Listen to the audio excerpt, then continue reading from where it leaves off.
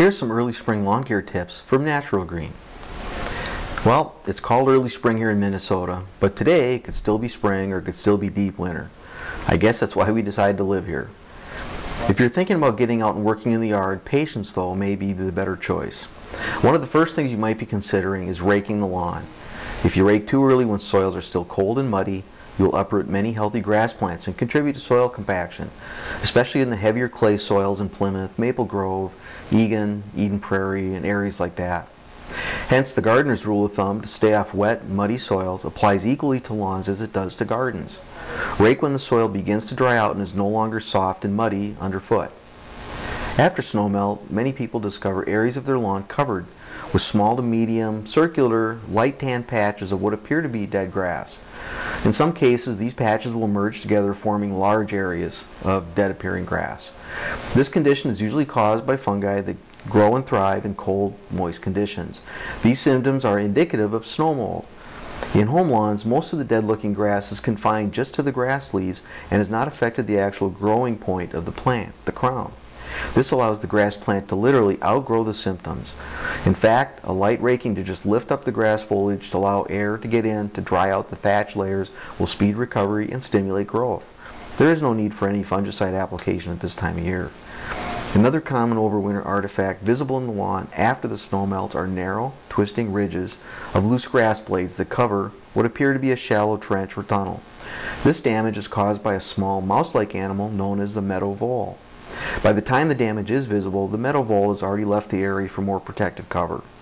Damage from these animals is most common where lawns are near wild areas, grassy fields, vacant undeveloped lots, woods, and streams. Most of their injuries confined to damaging the grass foliage with little injury to the grass crowns, which I mentioned earlier. These are the areas responsible for regrowing new grass shoots and leaves. Again, simply raking off the loose grass blades and any clumps of uprooted grass plants will help stimulate new growth and recovery.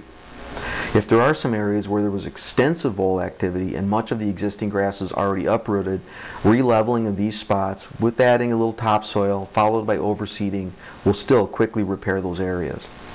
While grass regrowth in the actual trenches may be a little slower than the surrounding undamaged grass, they will catch up even with little to no overseeding. Early spring is also a time of year when injury from de-icing salts used on streets, driveways, and sidewalks becomes very apparent. Most often this will take the form of a narrow band of dead grass adjacent to those hard surfaces. Sometimes it can also appear as larger dead areas next to the ends of sidewalks or driveways where snow from the street and or driveway was piled. Especially after the 2010-2011 season here in the Twin Cities, where we've already received 85 inches of snow, we're expecting more damage than normal by far.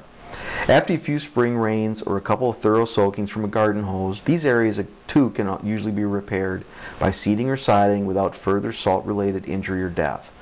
There are grass seed mixtures that contain a more salt-tolerant grass known as Puccinella distans, along with other traditional lawn grasses known to be more salt-tolerant.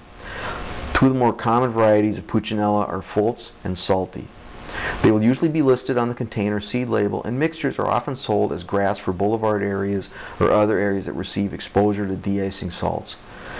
Repair seeding can usually be done as soon as the soil has dried out somewhat and is no longer muddy and soft underfoot. Be sure to lightly loosen the soil surface such that seeds can be incorporated into it. Pre-packaged mulches can also be used as additional protection for the newly seeded area. Of course, follow the package directions for proper use of the particular product, and be sure to avoid using crabgrass pre-emergence too early in the season before your new seed has come up, as this will stop that seed from coming up. This note has been helped by Bob Mugas, who's a turfgrass educator with the University of Minnesota Extension Service.